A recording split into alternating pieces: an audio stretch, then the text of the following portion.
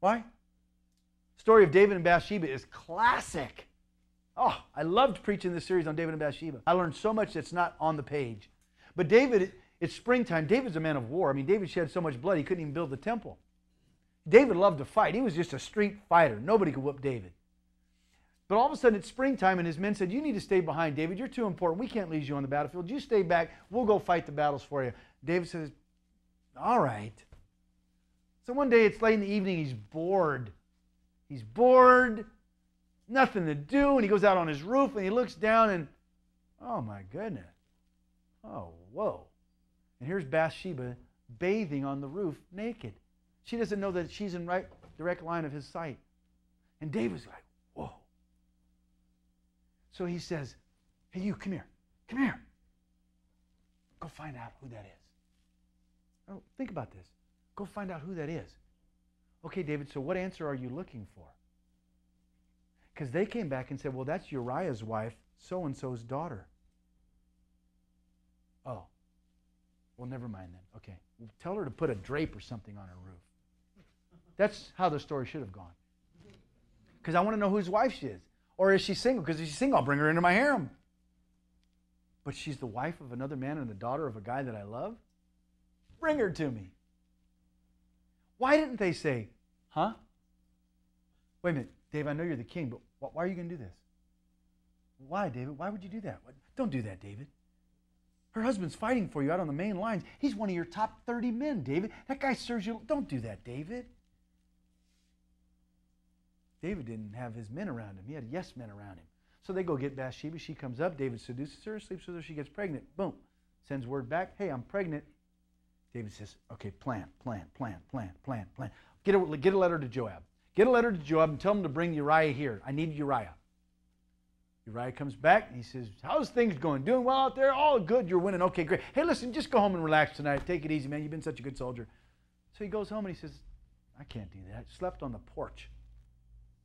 David said, what did you do? I called you in from the field. You don't sleep with your wife. She's waiting for you. No, sir. The men are out there and the ark of God's out there. I can't do that, sir. Okay, well, why don't you have dinner with me tonight? Bring the wine. So they bring in the wine. They get him flat, stoned, drunk. Now, you know, guys, when you've been inebriated, you get horny. Isn't that right? He goes back again, and what happens? He sleeps on the porch again. So David goes, all right, send a letter to Joab. Tell him to put Uriah on the front lines. I want him killed. Now, I'm Uriah. I get the letter. Have him killed? Send a letter back to David. Tell him I need to know why. That's one of my best soldiers. He's been fighting loyally. He's always stood for David. Why does David want him killed? I need an answer why. Joab did not do that. Joab said, well, David's the king. Whatever he says goes. Hey, I don't know. I need men to say why. Because all my ways seem right, but my motives are weighed by the Lord. And if I don't have anybody that speaks into my life, I'm going to make mistakes. It's just a matter of time before my downfall. And Uriah gets killed. You know the story. You see, when you get defensive, or I get defensive when somebody corrects us, that usually implies we're wrong. What? No, you! If you get defensive when someone's correcting you, you're probably in the wrong. That's usually the first indicator. And that's all of our knee-jerk reactions. But you need a friend. We need each other. Proverbs 24 says, if you see a brother that's being led astray like a sheep to the slaughter and you don't do anything about it, God's going to judge you. You see a buddy, he's making a mistake. Oh, well, it's on him. It's his life. Who am I? Yeah, do it. God says, I'm going to judge you. You should have stopped him. Should have stopped him. Should have warned him. Should have told him. Should have grabbed him by the shirt and say, listen, I love you too much. You're not doing this. Stay away from her. Don't do that. I'll walk with you. What is our motive when we go to a brother? The motive and the method are one and the same. Motive and method are one and the same. My motive for going to a brother is because I love them. My method of going to them is love. I'm speaking the truth in love. I care about you. That's why I'm in your life. I care about Vince. I care about David. I care about Brian. And if they're going to do something that's going to destroy them, I care enough about them that I'm going to jump in the way and I'm going to say, you're not doing this. I don't care. You get mad at me. You hate me. Have I now become your enemy because I've told you the truth? No, you're not doing this. That's what a friend does. I'm going to encourage you. I'm going to encourage you, man. I'm going to build you up. I'm going to compliment you. But when it's time for correction, you're going to get that too. The reasons we don't, not my job.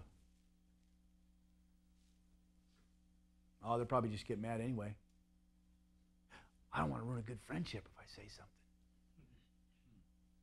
You know, instead of being concerned about what a person will think if you do, you should be concerned about what God will think if you don't.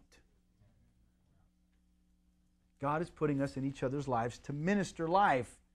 We need to make changes that last. And the only way we can do that is with accountability. Last point. Alex Haley, who wrote Roots, has in his office a poster. And on the poster, it says, if you ever see a turtle on a fence post, you know it didn't get there by itself. Huh? It had help. You ever see a great man, a great person? They didn't get there by themselves. People around them. If I were to ask you right now, who's impacted your life? In fact, this is what I want you to turn to each other because we're done with this part. Who's impacted your life? Who's had influence on your life, both positive and negative, but something that really stands out? And then I want you to pray for each other, how you can be better friends. Go ahead, do that right now. Who's impacted your life? David, come on back up with David. Then we're going to take a 5-minute coffee break after this.